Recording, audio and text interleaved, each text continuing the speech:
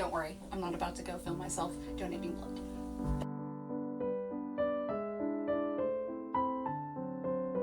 Hey there, beautiful YouTube. Welcome back to Vintagely Yours. I'm Chloe Jean, vintage enthusiast, World War II reenactor, and YouTuber. And happy International Blood Donors Day. Don't worry, I'm not about to go film myself donating blood. But I thought that since the Red Cross is so intricately involved in donating blood, that today we would do a video about their role during World War II, specifically concentrating on the year 1941. So we are really fortunate to have two really good articles about the Red Cross.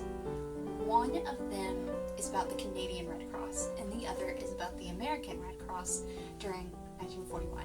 So, since I am in fact American, I'm going to start off with the American article, but the Canadian article, which we will get to later, is super fascinating.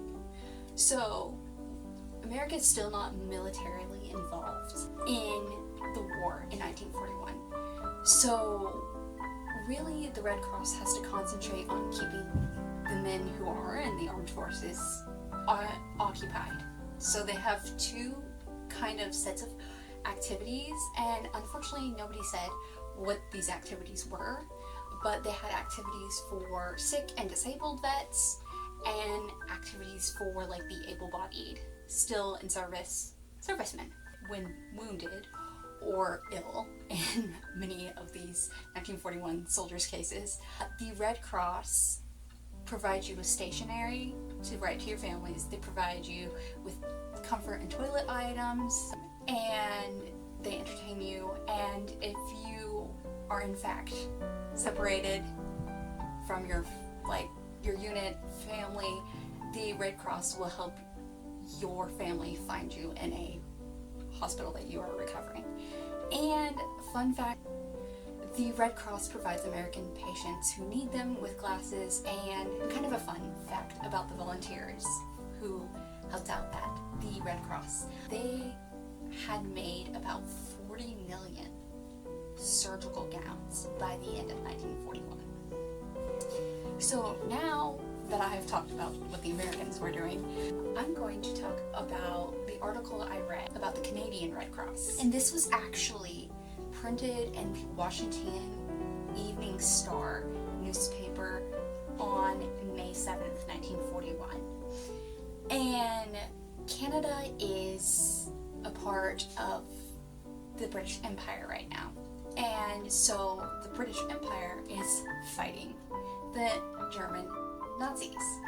So the Red Cross in Canada helps refugees find families and placement. And they also are putting together at Corley Park, which used to be the Lieutenant Governor's residence in Ottawa. They are putting together survivor boxes for people who've survived the Blitz in London.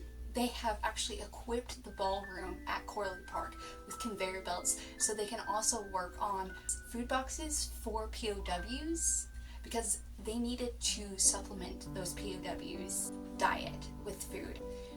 So each box contains soap, chocolate, canned butter, powdered milk, and bully beef. And all of that's put together in a box, and it's packed up on a conveyor belt. And then about 110,000 of these boxes are made in a day, and they go from Toronto to New York, where American ships pick them up, and they take them from New York to Lisbon, and from Lisbon they go to Marseille in France, and from Marseille they go to Geneva, Switzerland, and then from Geneva into the German POW camps.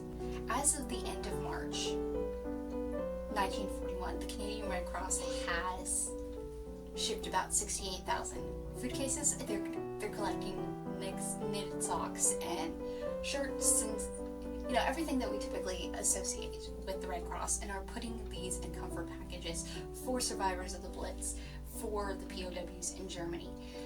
And they also have fundraised enough money to equip a hospital in England with 600 beds, and they have sent 163 ambulances to Britain.